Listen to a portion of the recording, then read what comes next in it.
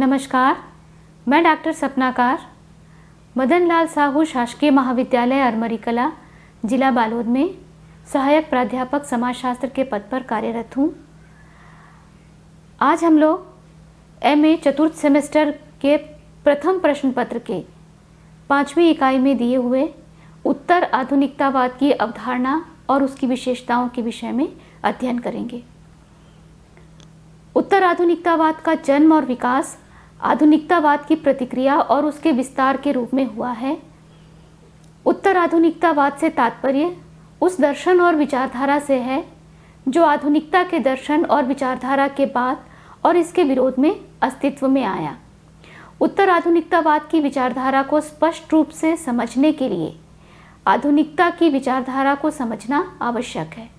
आधुनिकता एक विचारधारा और चिंतन के रूप में परंपरागत मान्यताओं और नियमों के विरुद्ध एक नवीन बौद्धिक और तार्किक जीवन शैली को प्रस्तुत करती है। आधुनिकता शब्द का प्रयोग परंपरा से बंधे समाज और परंपरा से मुक्त समाज के स्वरूपों के बीच अंतर करने के लिए किया गया था। पारंपरिक समाज एक ऐसा समाज होता है जिसमें पूरा समाज पुरानी प्रथाओं, मान्यताओं, मूल्यों और विचारों के अनुसार जीवन व्यतीत करता है और किसी तरह के परिवर्तन को आवश्यक नहीं समझता है। व्यक्ति को स्वतंत्र रूप से निर्णय लेने का अधिकार नहीं होता है। उदाहरण के लिए प्राचीन भारतीय समाज में वर्ण और जाति आधारित व्यवस्था थी जिसमें किसी प्रकार के कोई परिवर्तन की संभावना नहीं थी। आधुनिक समाज पुरानी मान्यताओं, प्रथाओं और नियमों से मुक्त होता है और ऐसे समाजों में व्यक्ति स्वतंत्र रूप से निर्णय लेता है। वास्तव में प्राचीन काल से चली आ रही परंपराओं, मान्यताओं और नियमों को छोड़कर नवीनता भरी दृष्टि को स्वीकार कर लेना ही आधुनिकता है। सामान्यतः आधुनिकता को यूरोपीय ज्ञानोदय या प्रबोधन युग के उदय से जोड़ा जाता है।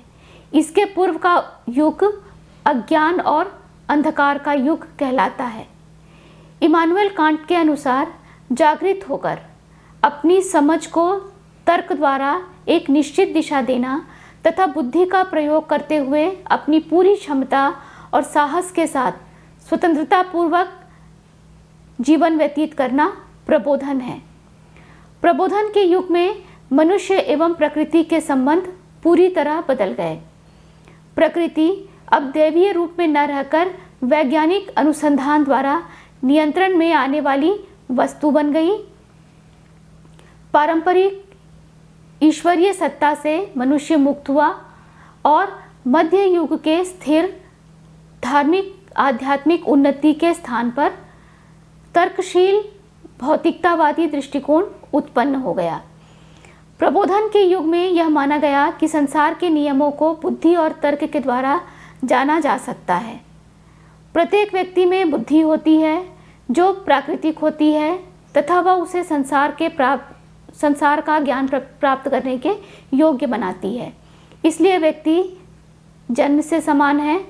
भाषा या अभिव्यक्ति की कोई भी पद्धति जो ज्ञान का प्रसार करती है वह तर्कपूर्ण होनी चाहिए।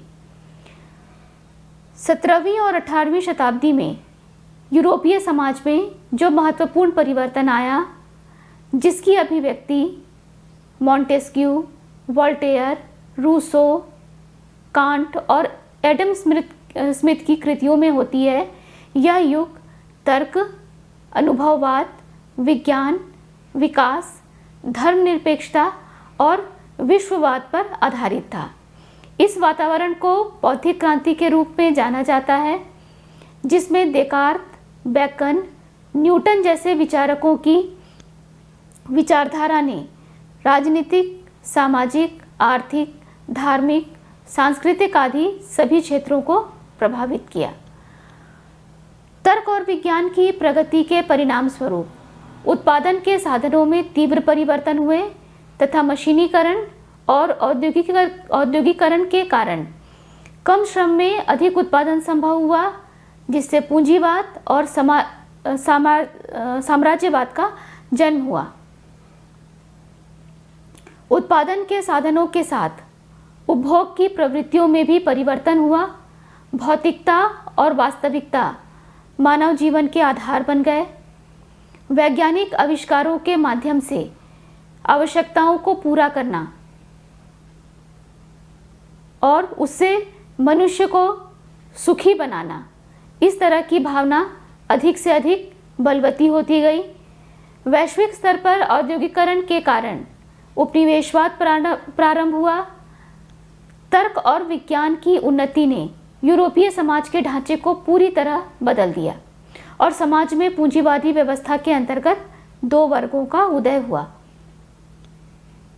इस सारी सामाजिक स्थिति को आधुनिकता कहा गया। आधुनिकता की विचारधारा ने मानव जीवन में अमिट प्रभाव छोड़ा। कृषि समाज के स्थान पर औद्योगिक समाज की स्थापना हुई। गांव तेजी से नगर की ओर नगर महानगरों में परिवर्तित होते चले गए। बैंक, ऑफिस, रेल, कारखाने, औद्योगिक क्षेत्र आदि का तीव्र गति से विकास हुआ। व्यवहार के स्वरूपों में परिवर्तन हुआ। धर्म का महत्व कम हुआ। समाज के जो लोग इस विचारधारा से सहमत थे वे आधुनिक माने गए। वास्तव में वाद शब्द का अर्थ किसी मत का समर्थन और दूसरे का विरोध करना है। अतः जो इस विचार या आंदोलन से सहमत थे वे उसमें भाग लेते थे, वे सभी आधुनिकतावादी माने जाने लगे। आधुनिकतावाद ने यूरोप में एक ऐसे युग का सूत्रपात किया जहां तर्क और विज्ञान को सर्वाधिक महत्व दिया जाता था। आधुनिकतावाद के दार्शनिकों और विचारकों ने पारंपरिक सामाजिक बंधनों, भावनाओं, रीति रिवाजों और विश्वासों से अपने आप को पूरी तरह से अलग कर लिया। वैज्ञानिक तथ्यों ने ईश्वर की शक्ति, चमत्कार, धार्मिक आस्था पर सवाल खड़े कर दिए और पारंपरिक संस्कृति से हटकर समाज को आमूलचूल रूप से परिवर्तित कर दिया। लेकिन आधुनिकतावादी विचारधारा ने समाज में कई समस्याएं भी उत्पन्न कर दी। पूंजीवाद, उपनिवेशवाद, विश्व युद्ध, प्राकृतिक आपदा, मानव जीवन में अनिश्चितता, तनाव और बेचैनी, केंद्रवाद, ये सब आधुनिकतावाद की देन है। स्त्रियों, दलितों, किसानों, मजदूरों का अत्यधिक शोषण हुआ और उन्हें हाशिए में धकेल दिया गया। आधुनिकतावाद के इन प्रभावों ने इस विचारधारा के प्रति लोगों का मोह भंग कर दिया। उत्तर आधुनिकतावाद की अवधारणा इसी आधुनिकतावाद के विरोध में आई। उत्तर आधुनिकता शब्द आधुनिकता शब्द के पूर्व उत्तर शब्द के जुड़ने से बना है। उत्तर आधुनिकता का एक अर्थ आधुनिक के बाद का आधुनिक होना या अति आधुनिक होना भी माना जाता है।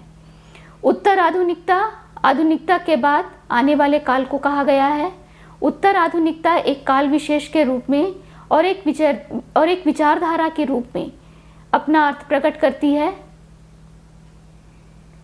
यह 20वीं शताब्दी के मध्य समाज में आए हुए नए परिवर्तनों की व्याख्या करती है। इसके कारण हमारी ज्ञान प्रणाली में परिवर्तन हुआ। इस युग में संचार, सूचना और तकनीकी सेवाओं का विस्तार हो रहा है और औद्योगिक समाजों का रूप परिवर्तित होकर औद्योगिक विश्व होता जा रहा है, जिसमें सेवा क्षेत्र सर्वाधिक महत्वपूर्ण है। उत्पादन और निर्माण पूरी तरह विकेंद्रीकृत हो चुकी है और प्रबंधन व रोजगार में अधिक लचीलापन दिखाई पड़ रहा है। उत्तर आधुनिकतावाद का उद्भव 1960 के दशक में यूरोप में हुआ। 1970 के दशक में उत्तर आधुनिकता के लक्षणों का विचारकों, चिंतकों और बुद्धिजीवियों ने विस्तृत अध्ययन कर अपने विचार प्रकट किए। सन 1979 में जहां फ्रांसवा लियोटार्ड ने अपनी पुस्तक the postmodern condition a report on knowledge में उत्तर आधुनिकता की संपूर्ण अवधारणा को स्पष्ट किया, इसके पश्चात देरिडा, जेमेसन, बॉट्रिलॉट, फोकाल्ट जैसे विद्वानों ने इसे और विकसित किया। आधुनिकता और प्रौद्योगिकी और तकनीकी ज्ञान से उत्पन्न नवीन परिस्थितियों के कारण इस विचारधारा का विकास हुआ। पूंजीवाद के विकसित रूप, मानवतावाद का पतन, मानवीय मूल्यों का अंत और महाशून्यता के अनुभव ने उत्तर आधुनिकतावादी विचारधारा के विकास में सहायता दी। उत्तर आधुनिकता की शब्दावली का प्रयोग फ्रांस और अमेरिका के सिद्धांतकारों ने आधुनिकता की आलोचना करने के लिए किया है। वास्तव में उत्तर आधुनिकतावाद का उदय आधुनिकतावाद की राजनीतिक, सामाजिक, आर्थिक और सांस्कृतिक परिस्थितियों के कारण हुई है। साथ ही उन्नत प्रौद्योगिकी, संचार क्रांति, इंटरनेट, टेलीबैंकिंग, टेलीशॉपिंग जैसी तकनीकी सुविधाएं भी इसके लिए उत्तरदायी रही हैं। उत्तर आधुनिकतावाद ज्ञान और संस्कृति की एक ऐसी दशा है जो आधुनिकतावाद की सामाजिक, सांस्कृतिक, राजनीतिक संस्थाओं को नकारता है और भूमंडलीय समाज का निर्माण करता है। उत्तर आधुनिकता ने आधुनिकता की सभी नीतियों, सिद्धांतों, विचारधाराओं का अंत कर दिया। आधुनिकता के दौरान आए हुए परिवर्तनों को उत्तर आधुनिकता ने अस्वीकार कर दिया। उत्तर आधुनिकता की विचारधारा फूको, दरिदा, लेवी, जॉन लाका, रोला बार्थ, लियोटार्ड, जेमेसन जैसे विद्वानों के चिंतन से अस्तित्व में आने वाली विचारधारा है जो अलग अलग विषय क्षेत्रों के ज्ञाता हैं। जीवन के प्रत्येक क्षेत्रों से संबंधित इन ज्ञाताओं के होने के कारण उत्तर आधुनिकता हर क्षेत्र में नवीन स्थितियां उत्पन्न करता है तथा समग्र विश्व की कला, साहित्य, दर्शन, इतिहास, मनोविज्ञान, समाजशास्त्र, संस्कृति तथा विज्ञान आदि सभी विषयों को प्रभावित करता है। उत्तर आधुनिकता की कोई एक सर्वसम्मत परिभाषा नहीं है क्योंकि यह एक व्यापक और उलझा हुआ सिद्धांत है तथा समाजशास्त्र में इसका प्रयोग नया है। उत्तर आधुनिकता को परिभाषित करते हुए माइकल फोकाल्ट कहते हैं, हमें ऐसी क्रियाओं, विचारों और इच्छाओं की प्रचुरता रखनी चाहिए, उनके सानिध्य में होना चाहिए जो स्वीकारात्मक, बहुल और समानता की अपेक्षा विभिन्न हों। ये क्रियाएं एकता की ओर न बढ़कर अस्थायित्व की ओर जानी चाहिए।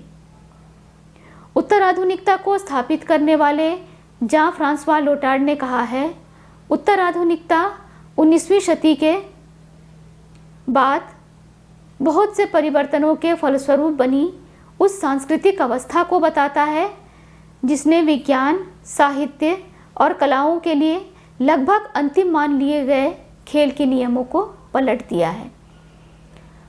पाश्चात्य चिंतक रिचर्ड गोर उत्तर आधुनिकता के बारे में कहते हैं, आधुनिकता से मुक्ति दिलाने वाला स्वरूप है।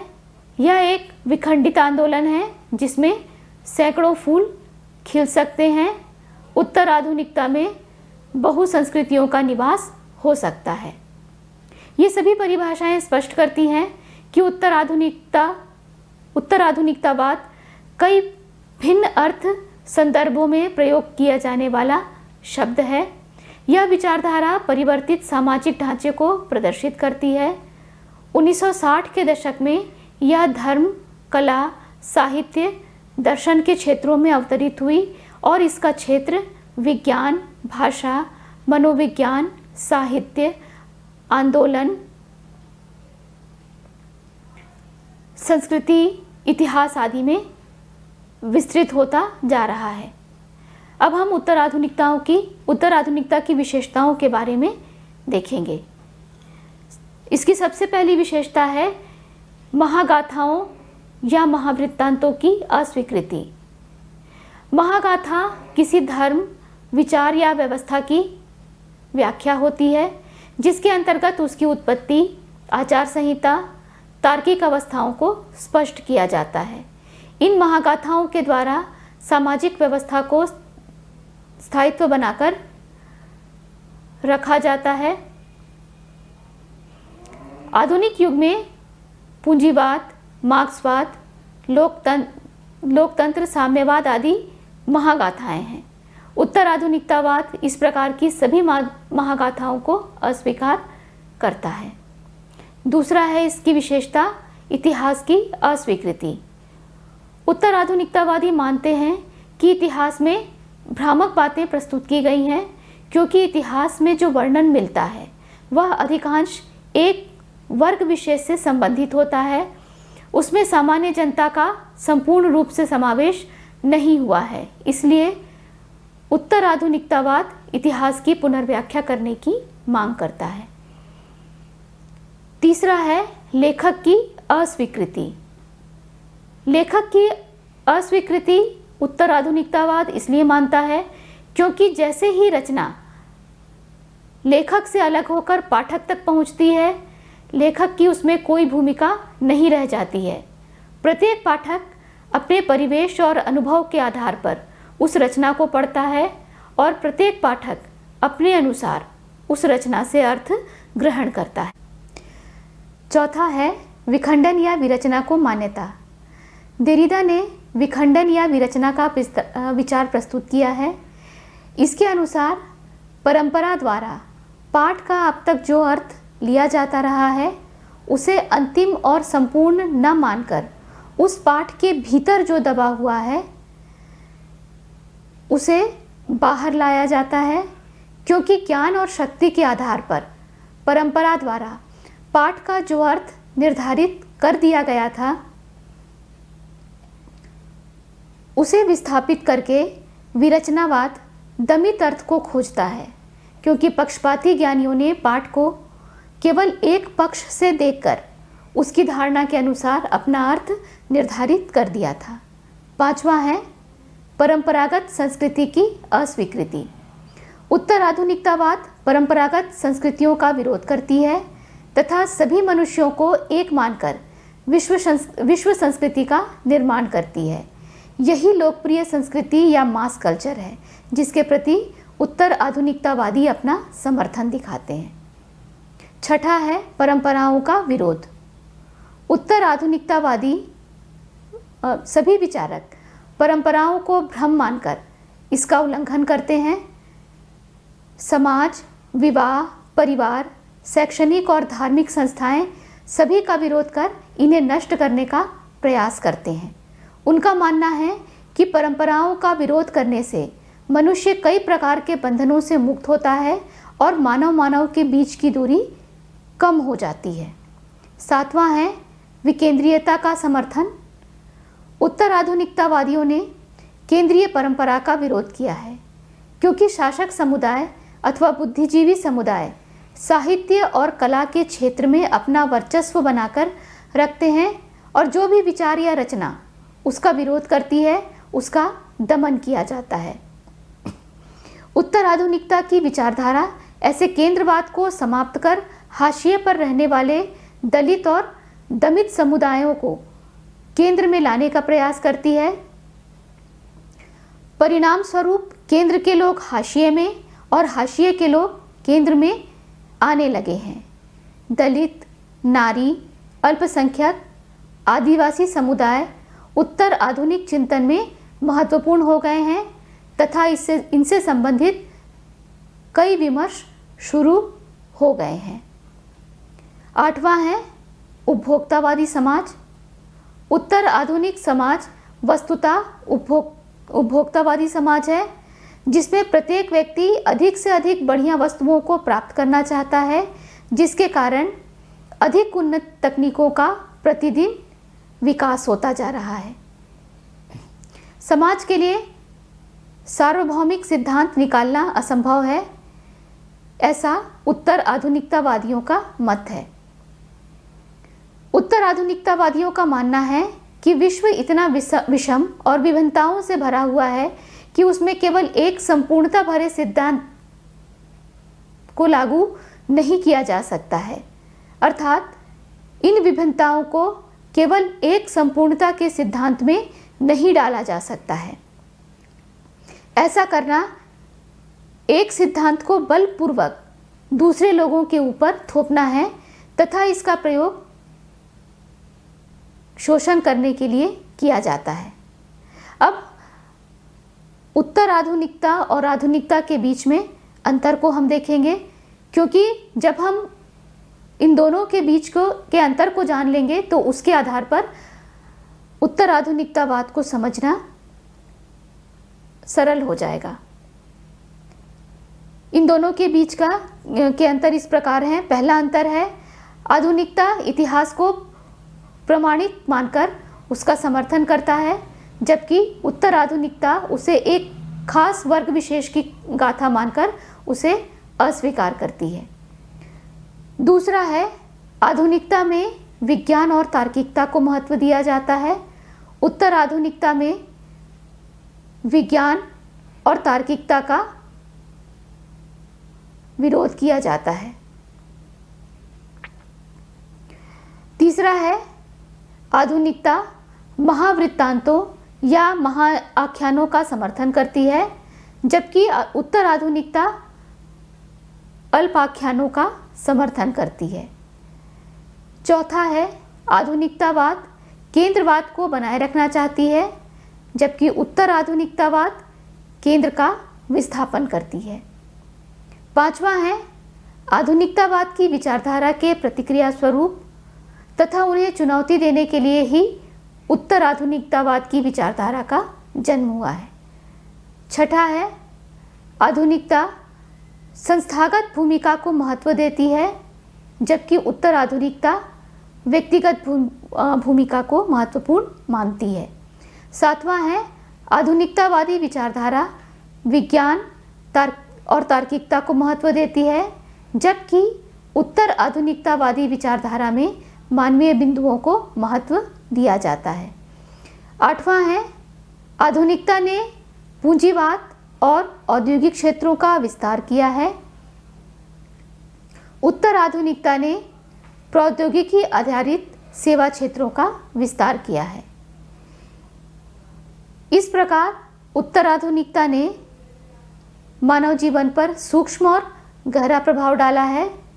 यह प्रभाव क्षेत्रीय और वैश्विक दोनों स्तरों पर है। उत्तर आधुनिकता के प्रभाव से पारस्परिक संबंध बदल रहे हैं और जीवन शैली में नवीन तरीकों का विकास हो रहा है। बौद्धिक क्रांति ने आधुनिकता को जन्म दिया तथा आधुनिक उपकरणों ने जीवन जीने के तरीकों को परिवर्तित कर दिया था। लेकिन आधुनिकता की विकृतियों ने मानव समाज पर गंभीर संकट उत्पन्न कर दिए। आधुनिकता की इन्हीं परिस्थितियों के विरुद्ध तथा प्रतिक्रिया स्वरूप उत्तर आधुनिकता का उदय हुआ। कंप्यूटर, सैटेलाइट, सूचना और प्रौद्योगिकी के स्तंभों पर आधारित उत्तर आधुनिकतावाद मानव के बीच की दूरी को समाप्त करके विश्व संस्कृति का निर्माण और विकास कर रही है। आशा करती हूँ कि उत्तर आधुनिकतावाद से संबंधित यह व्याख्यान विषय को समझने में सहयोगी होगा। व्याख्यान के महत्वपूर्ण बिंदु वीडियो के अंत में लिखित रूप से दे दिए गए हैं ताकि आपको अध्ययन में सरलता हो। धन्यवाद।